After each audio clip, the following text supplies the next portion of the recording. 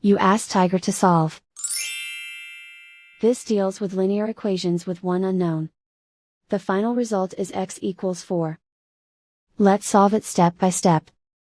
Simplify the expression. Expand the parentheses. Simplify the arithmetic.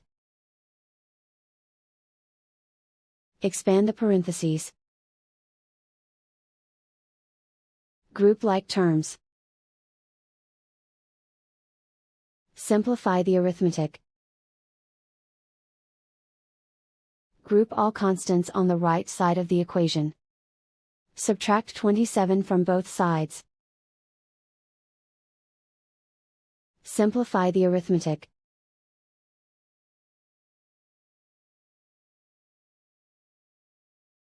Isolate the x. Divide both sides by -7. Cancel out the negatives. Simplify the fraction. Cancel out the negatives. Find the greatest common factor of the numerator and denominator. Factor out and cancel the greatest common factor. And so the final result is x equals 4.